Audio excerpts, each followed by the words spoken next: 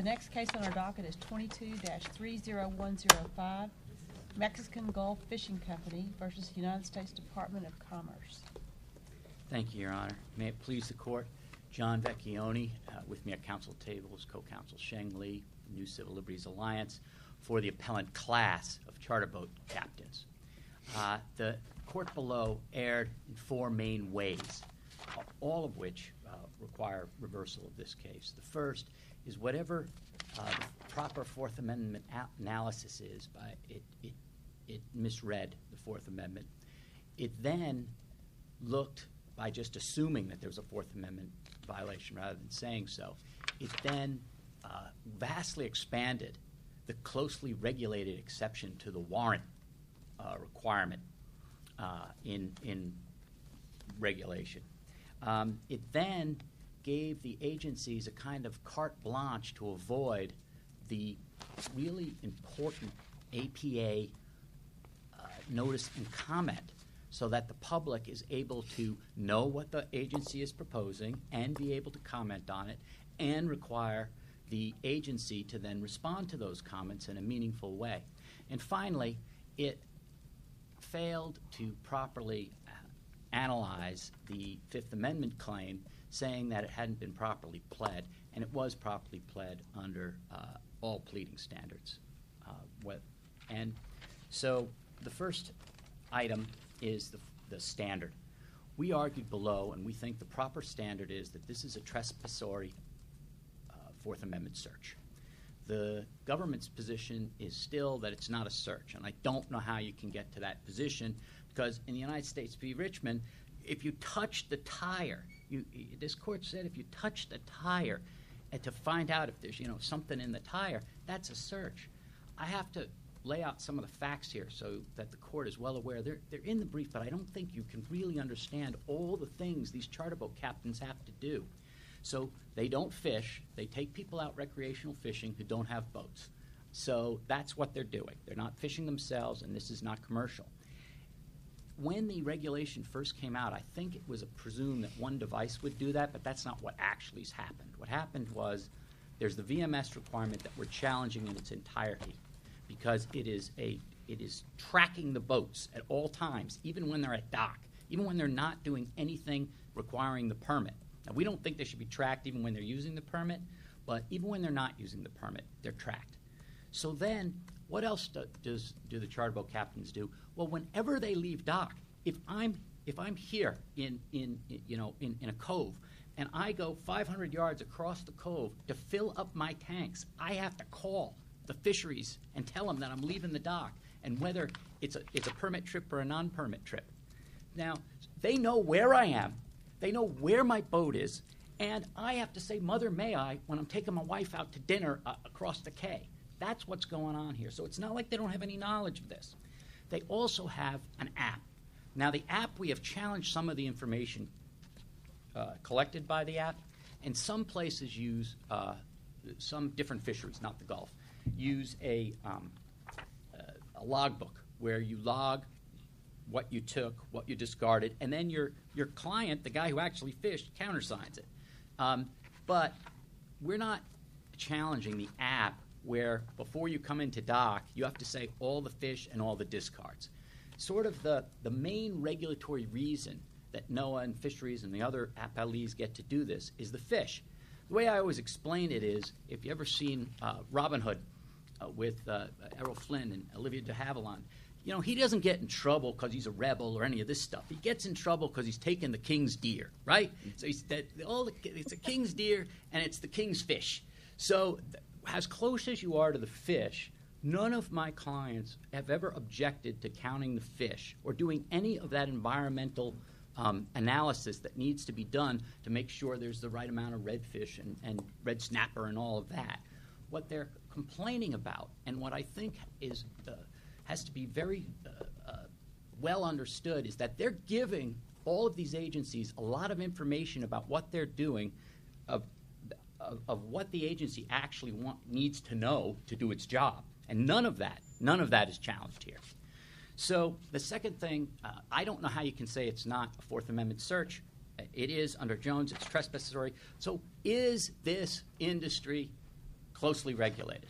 And it is not. And I want to say that the district court's opinion only cites commercial fishing. And we do not claim, I've represented commercial fishers. We have not argued that they're not closely regulated because, as we say in our brief, there are treaties going back to the Revolutionary War about commercial fishing. Certainly foreign fishing, commercial fishing was a very big deal, but that's because of the amount and the importance of commercial fishing all through history and the history of it. What's going on here, what's happening here is there's a pincer movement against Fourth Amendment rights going on if the agencies do this. They regulate and they regulate and they regulate, and then they say if you're closely regulated, you don't get Fourth Amendment rights.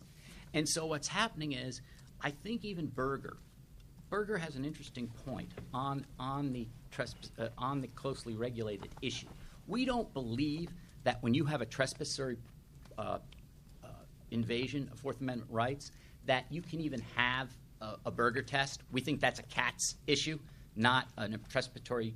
But let's say you disagree with me. There, even in Berger, they said, well, this is a new industry.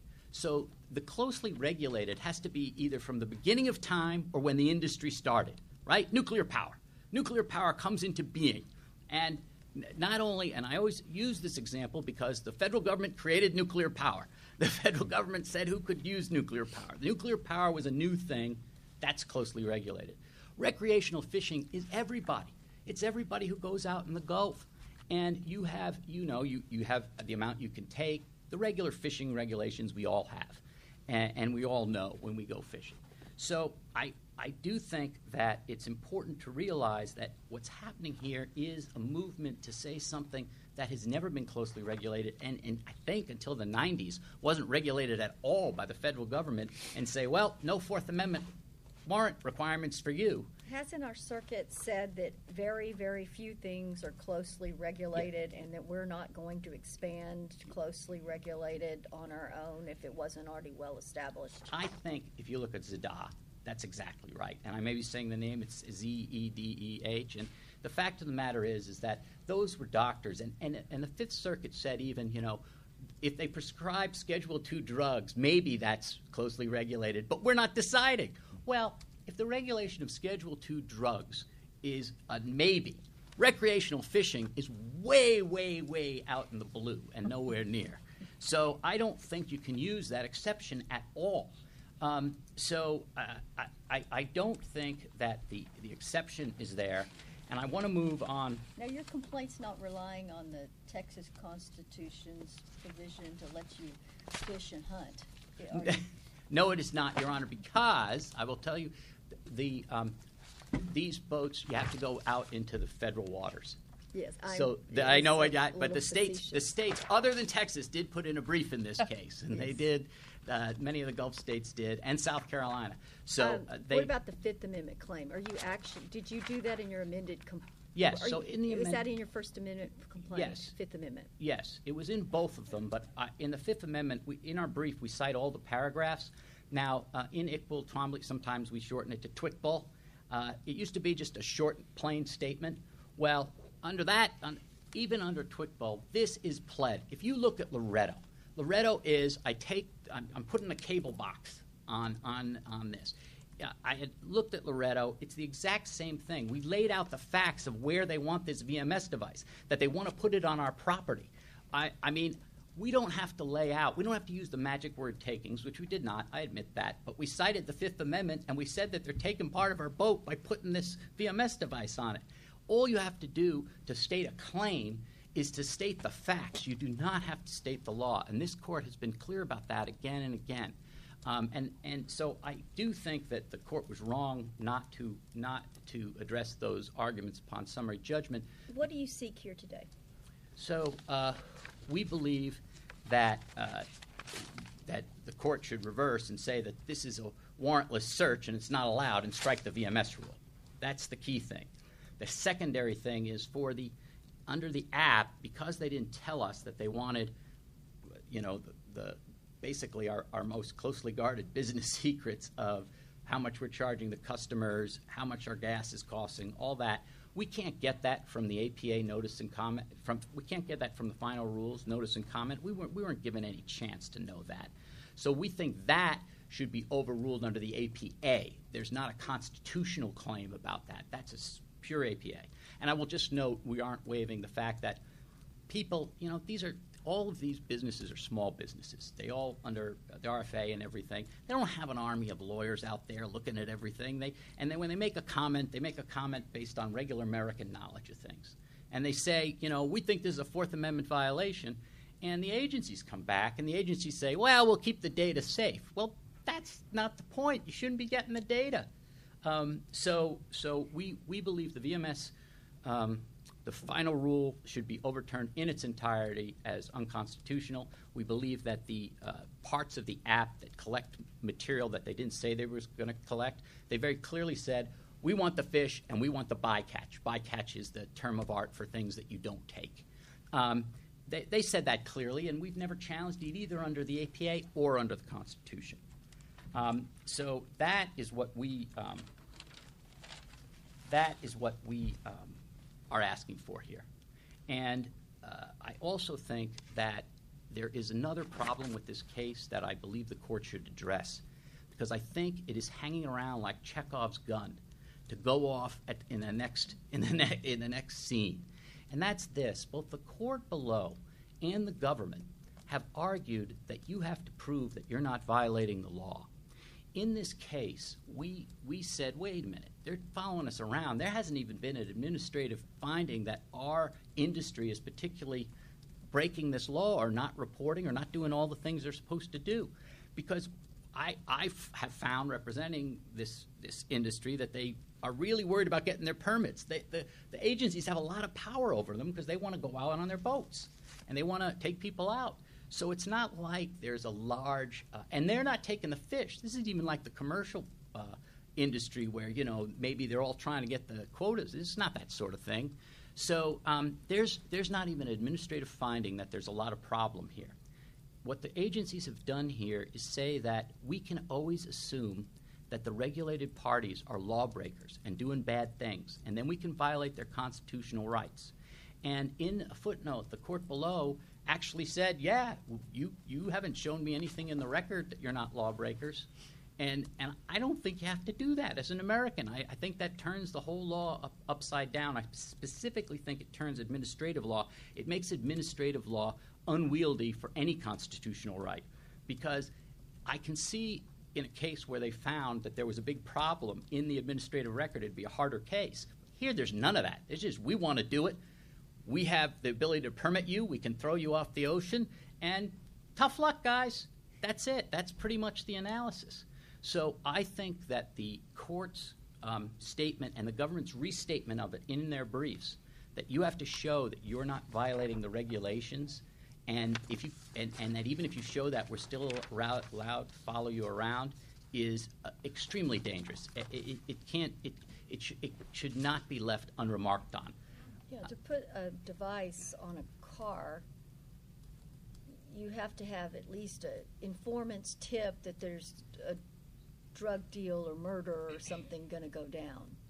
Don't you still? Yes, you do. And I would say even for the Coast Guard, I found the Williams and Whitmer cases of this court even before the split. I think those were before the split. They said that even the old rule of, even for Coast Guard checks, there has to be something. There has to be some kind of reasonable suspicion. Now, as I said before, the Coast Guard, it's old. Alexander Hamilton started it. It's been doing stuff like this a long time, and this court has said maybe it doesn't have all the powers it had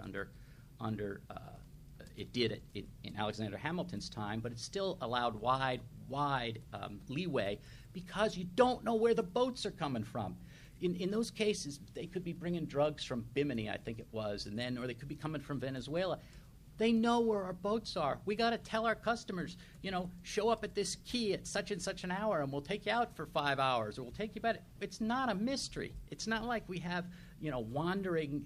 They're not Jean Lafitte going from port to port, doing recreational fishing. Well, but the game wardens in Texas, they want, how many fish did you take? Correct. They'll come look and measure. Correct. And they'll count your quail or And they your know doves or where your we're coming deer. back to dock. They know where we're coming, and they can do that. And we tell them on the app beforehand. Okay. So anyway, I've reserved my time for rebuttal unless there are any further questions.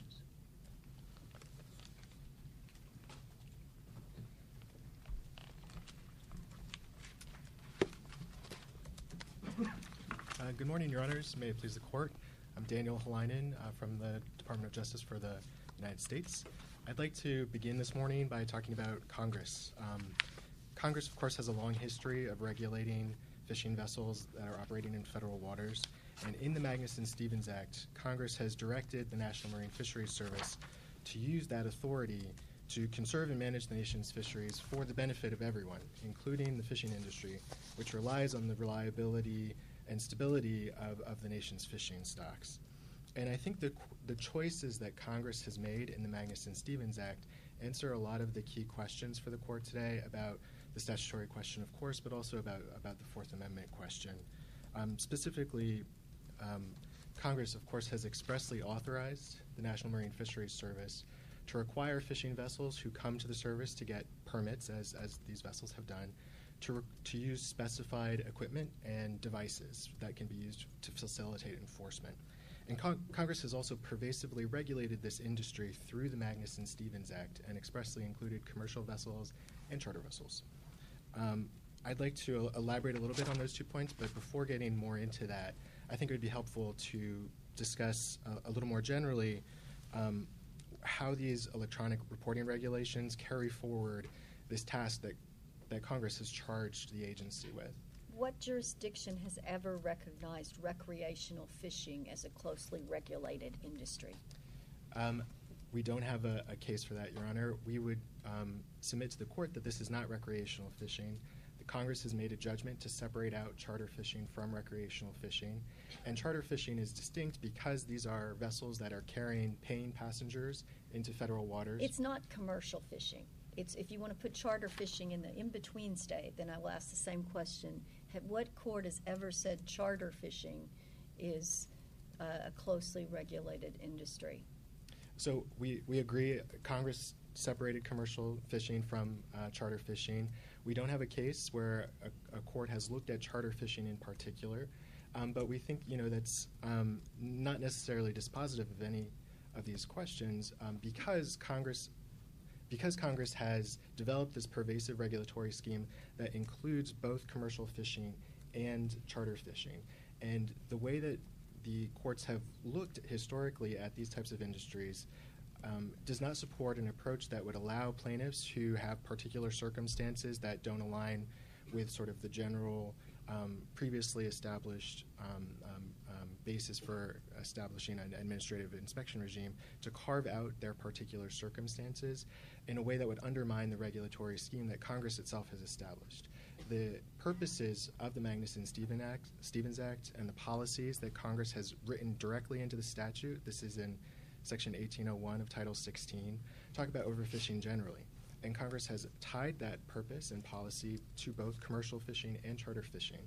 And if you look at provisions of the statute, like, for example, Section 1853A5, that is one of the provisions that details what the agency should be putting into fishery management plans and the regulations that implement them. So you're saying that charter fishing can be regulated just the same as commercial fishing? I think that's not what we're saying, Your Honor, because Congress specifically categorized them differently, right? And that's why we have a regulation here that applies specifically to charter fishing permit holders. Okay, assuming arguendo that the relevant industry is the charter boat fishing industry and that there is such an industry as opposed to recreational, shouldn't we remand to the district court to consider whether the regulation complies with the Fourth Amendment since that analysis hasn't been done yet? In a charter fishing specific way? Is that Yes. the Honor's question? I don't think the court needs to do that because the justification under the Fourth Amendment would look to the same factors that the court addressed in looking at the fishing industry as a whole.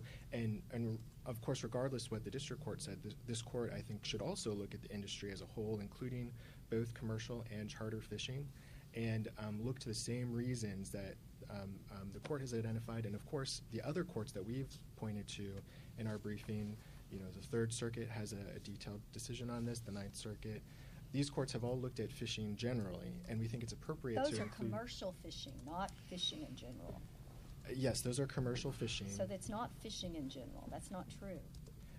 I take your point, Your Honor, and I guess... Were there findings of fact by Congress regarding charter fishing that underpin this statute? So in the findings in Section 1801, Congress spoke to Congress spoke to overfishing generally as an issue. I'm talking about charter fishing. Right. So, That Your this Honor, is a problem or could be a problem, or that charter fishing. so the findings that Congress made about overfishing are not specifically tied to commercial versus charter versus recreational fishing in that fashion. The policy generally is about the impact that fishing has on the nation's fishing stocks, and that is affected both by commercial fishing. Well, are there and numbers? Did Congress look at numbers to see how many fish charter fishing pluck out of the oceans? We don't have a finding that I can point to right now, Your Honor, in Section 1801 along those lines. But I think the general purpose that Congress was looking at was, maintaining the stability and health of the nation's fishing stocks, and to regulate one part of the industry that's affecting that, but not another, I think would not be a sensible approach for Congress to take because of the reasons that Congress laid out. This is an industry where fishing, by any party could have an effect on the health of the stock and result in overfishing that's detrimental, and what Congress said was potentially an irreversible way. So let's take it that it's a problem, and let's take it that the electronic reporting requirements for fishing activity are okay and required or appropriate. What conceivable justification is there for the GPS tracking requirement? So the justification that the agency has identified in the rule is a need for independent verification of the information that Counsel was talking about from trip declarations and logbooks and things And what like is that. the evidence that the trip declarations and logbooks are inaccurate, such that you need to validate them with a GPS tracker that applies 24/7, whether they're taking their families to dinner or they're going across the cove to get gas? So I can answer that in two ways, Your Honor. So the first is that I think the agency acknowledged in the rule itself, it hasn't previously had this independent means of verifying information. The agency did conduct things like surveys, headboat surveys, et cetera, to gather data, to look at things like fishing effort and ensure it had accurate and reliable information about those statistics that it tracks. And so what the agency did here is, because it was adopting this more general program of electronic reporting to improve the reliability and accuracy, this means of independently verifying this otherwise electronically submitted information, the agency determined that was the best way to ensure that it is getting accurate and reliable information. So adopt the solution first and figure out if it's a problem second? So I don't think, Your Honor, it's unusual for agencies to adopt inspection regimes to ensure compliance. This is getting to the Fourth Amendment question, but you look at something like New York against Berger, that is a case about inspections of junkyards to ensure that they're complying with rules about maintaining junkyards. And I think that's a normal feature of how agencies go about ensuring compliance. And I think the agency made a judgment that this particular rule was the best means of accomplishing its goal of ensuring independent verification to improve the reliability and accuracy. But constant tracking is very different than periodic inspection. That's so different. It's a big leap. I think, Your Honor, I want to make sure that we're clear about what is actually going on. This is a once hourly ping of a GPS location that is conveyed, sometimes archived and submitted if it's a cellular, but conveyed directly to the agency through a satellite program. And this information is simply being used to verify that the vessel is on a fishing trip. And I think another way to look at this is, Counsel was talking about calling the agency to report information. If the agency had adopted a regulation that, as an alternative to this, required vessels to call every hour to verify that they're still on a fishing trip, I don't think it would necessarily raise the same concerns. The issue is that, they're objecting to the automatic conveying of that information. Yes, to constantly be monitored is, I think, what's being objected to.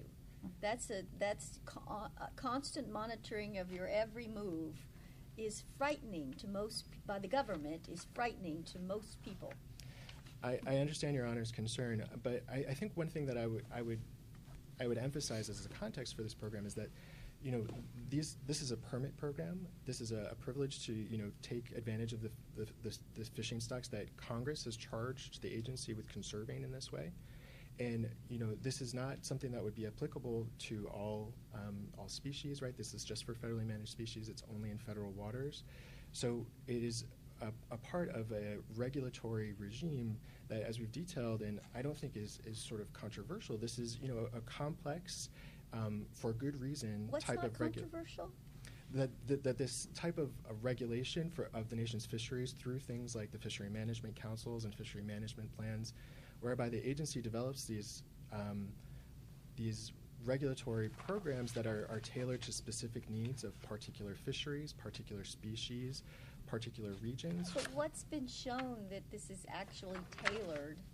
What documents or evidence shows that this was necessary? Either we don't have information on how much of these fish are being overfished or hurt. We don't have information that the logs are not working the normal way. We haven't done any of the homework that would justify this extreme measure, even if you could justify the extreme measure. So have we? What homework was done on that? So I think my colleagues have both asked about those things. I understand the court's concern and the question, Your Honor. I think I would point to a few different things here. One is that this is a type of program that has support within the industry. It came up through the fishery management councils. What difference does that make at all?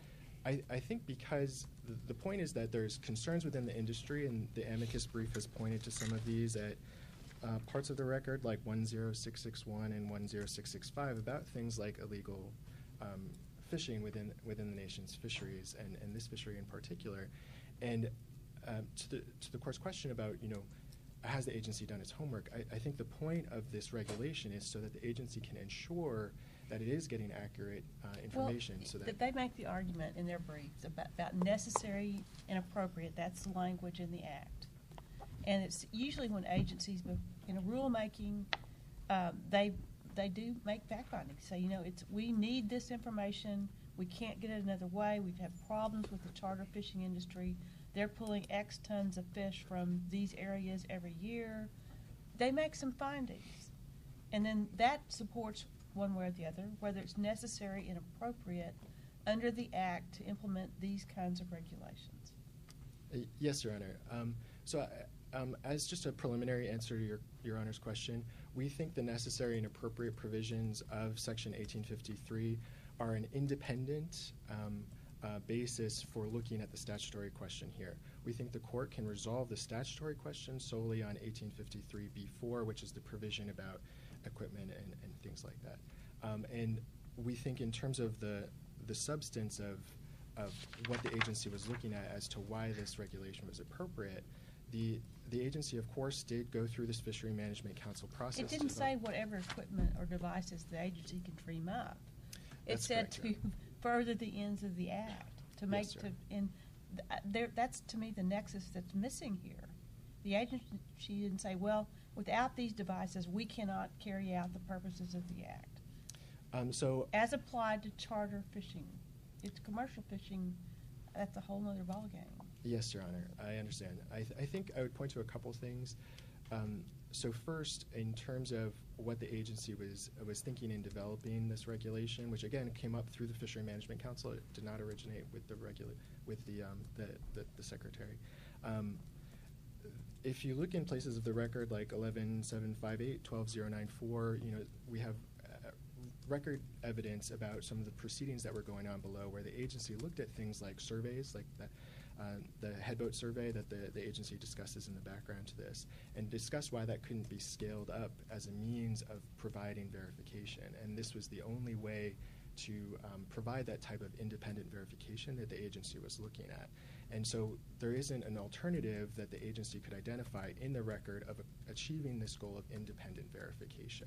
This was, you know, a cost-effective way of providing that information through a VMS unit, which, as we've discussed, is common in the industry and is used for other purposes in other fisheries, has been used in commercial fisheries. Again, I acknowledge that it's a different type of part of the industry, but has been used in commercial industries for different purposes. So this is not some wholly new type of device that is as unfamiliar to the industry. I'm glad you brought up cost effective. So to the Chief's point about findings of fact that agencies often do in their final rules, I was struck that the agency found, as a matter of fact, that the so-called startup costs associated with this rule would be $150 to $800 and some odd dollars per vessel, presumably for purchasing the equipment required by the agency. Where in the final rule can I find where the agency considered the costs to the regulated industry of their privacy? Where did the agency say, look, this is so important to us, and we are so concerned in the need of independent verification that it's going to outweigh the needs of boat owners, charter company operators, and captains to tell the federal government where they are 24 hours a day, 7 days a week, 365 days a year? I can't find it. I think what I would point the court to is in the responses to comments at page 44010. This is volume 85 in the rule. This is where the agency discussed comments about privacy concerns, and the agency explained its view of that question about why it was appropriate in this context. And help me understand what the answer is. I mean, if you're telling us that we don't know what the problem is, that this is a solution in search of a problem, because we have no reason to believe on this administrative record that there's a problem that necessitates this solution, but we understand very concretely what the costs are, both in terms of real dollars for purchasing equipment, and that's a whole other question about where you get the authority to require them to purchase this stuff. But where do you how can you weigh actual costs to the petitioners against a benefit that you can't explain to us because the administrative record says we have no evidence to think we actually need this data? I think the answer to that, Your Honor, is just that the agency has expressed its view of the benefits of these regulations as providing independent verification. I don't want to belabor the point because I know I've already provided the court with this answer, but that is the agency's view. So there's nothing specific to answer Judge Oldham's question? There's nothing specific? I think there are specific places in the record where the agency discusses the benefits, but they're the ones that I've been discussing already, so I don't want to belabor the point. Okay. So do you take the position that this is not a search? And if you, how do you deal with carpenter, for example, that members of the public have a privacy interest in the whole of their physical movements? Your Honor, I think we would, again, as we said in our brief, urge the court to look at whether it's reasonable without addressing the question of whether it's a search, as this district court did. But in response to Your Honor's question, we think that the distinction here, the reason the agency doesn't view this as a search, is because it is a requirement to comply with a permit condition, where the vessel itself is installing the unit, goes out and buys it itself, and is conveying information. Because it's forced to by the government. It is a condition of their permit. Yes, Your Honor, I understand the court's concern there, but I think it is distinct from a case like Jones or Carpenter, where you have an investigative purpose. This is a regulatory compliance measure that is conveying just an hourly ping of location data to the government about the types of information that the agency is already, getting submitted to it through things like logbooks and trip declarations. This is the type of information that the vessels are already providing. This is just independent verification. Could it require everybody who has a phone and operates a vessel, everybody to have a phone, and require the phone to have a GPS tracking? Most phones have this already anyway, but that they give the government access and the serial number so that they can constantly do that of any phone that any charter vessel owner or lessor has. Your Honor, I don't know what the conservation and management purpose of that would be. Here, this is tied to... So they can double check where the person is, and they could check where the boat is. It's just as related to the fishing as the constant GPS of the boat when you're going to dinner on the boat. So this GPS, the VMS unit, is tied to the vessel itself. It is not, well, tied to a the specific... requirement would be you only have to turn it on when you're on the boat. But you still, I assumed that in her hypothetical. For a personal cell phone to convey that information. I don't think I can't think of a reason why the agency would need that information when it is looking at things like a fishing effort. The requirement we have here is tied specifically to the vessel to look at when the vessel is taking a trip, and so because it makes maybe thinks you're giving the vessel to somebody else, and those people are the evildoers. I still don't think I can understand a conservation and management purpose that would be tied to the statute that Congress enacted. Anytime the government is doing a good thing, they can require GPS devices if they have a necessary, even without any findings. Like, could you do that to vehicles that transport baby formula, because baby formula is such a precious commodity? Could they say every manufacturer and every grocery store company, because we want to make sure you're not diverting any of it to the black market because it's more precious than gold. We don't yet have any findings that it's being diverted to the black market. We don't know that just requiring you to tell where it's gone and the destination on a little form doesn't work. But could they make everybody put little devices on all their trucks? No, Your Honor. I think Why not? I think that there's a couple of distinctions from the case that we have here. One, this is a pervasively regulated industry, and that is why the government has a sort of different regulatory role in this function because of the unique nature. Isn't that kind of circular, and we haven't yet established that it's a pervasively regulated industry? I think, Your Honor, that, again, I don't want to belabor points that we've already been discussing, but it is not contested, I think, that fishing generally, in some form, and I understand the distinction that Counsel is drawing with commercial fishing, but that the federal government has a unique role in regulating fishing vessels in federal waters. Was there I didn't mean to cut you off from answering the original hypo. I think I've lost my train of thought, Your Honor. I apologize. I see my time is up, so unless the court has further questions. Thank you, Counsel. Thank you.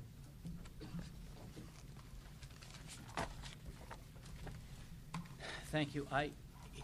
Recreational fishers who aren't on charter boats take far more fish in the Gulf than charter boat fishermen do. Yeah, you say that. What do you have to back that up? So in our brief, what we have done is we've taken the numbers from the website of the that NOAA keeps on its website of what the commercial take is, what the recreational take is, and then we extrapolate by how much we take. All right, so we don't have the exact numbers, but percentage-wise, more people go out to fish on their own boats. They turn on the Evinrude and they go out somewhere in the Gulf and fish.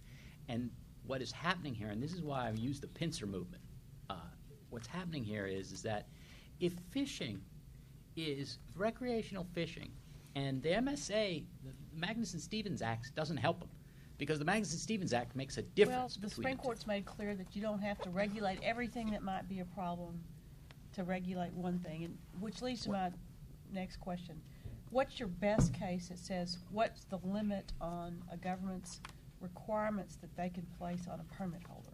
Okay, I think that the case that's best here is LeBron, which is cited in our reply brief. We have 3 cases there, but I think the LeBron case at 710 F. 3rd 1202. It's out of the 11th Circuit, but these were welfare benefits, okay? And the question was whether you could have people take a drug test. It was a search case. And because the welfare benefits were so intrinsically to their livelihood, I think it is, just like these permits are for my guy's livelihood, that I think that these unconstitutional condition cases, because the agencies are always going to say that, oh, you want a permit, you know, you don't need to have free speech if you get a permit. You don't need to be free of warrantless searches if you have a permit. It's not really what they've said. If you look at the... Well, give me a case outside welfare benefits. Okay. I have some in the reply, Your Honor, but okay. I don't have it. But that you're going to stand on that. On LeBron, yeah. Okay. I think those are good, and the other 2 cases in my reply brief. Okay. So I do want to say that the recreational fishing, the other thing is on the Patel test. Recreational fishing isn't dangerous. I think that for all the cases for a closely regulated industry, dangerousness is important. Now, I've gone recreational fishing. My wife has said, "Don't waste your time," but she's never said, "Be careful." It's not. It's not. Well, but dangerous. I'm not sure Patel applies to commercial fishery either. But that's It we're is not closely gonna, regulated though, and hotels. But I thought your point was you don't have closely regulated industries unless there's some dangerous aspect to Yes. it. And I'm saying I'm not sure that's true with respect to commercial fisheries is my point. It is to recreational fishing. This is not the most dangerous catch. I'm just talking about commercial fisheries, and that clearly you can regulate commercial fisheries. I agree, Your Honor. That's my point. Yes. But recreational you can, and I think they're bootstrapping it. They're bootstrapping one industry that has been long regulated for good reason, because you drop a net, you clear the ocean. This is not that case. So then I also want to point out that Magnuson-Stevens, I take a look at 16 U.S.C. 1801A13, if my eyes do not deceive me, and that is where they make the distinction between commercial and recreational. And these fish are not sold to anyone. You fillet them, you take them home, that's it. They're not going into the market anywhere, and that is it. I think I think Buckeye makes the analogy that these guys are Uber drivers. They're not doing the fishing or the moving of stuff themselves. And also necessary and appropriate. No matter what happens, I think it's bad to say that necessary and appropriate ever applies to redundancy, particularly when a constitutional right is at issue. Here, there is redundancy. They don't trust you. And since the agency don't trust you, some of my clients say, well, a criminal gets an ankle bracelet with more due process than I'm getting for them to follow me around. Well, necessary and appropriate doesn't help that especially when it's redundant. I don't think any finding could say, we'd really like to belt and suspenders this. The reason we use the term belt and suspenders is because that's not necessary. That's overcautious or overregulating.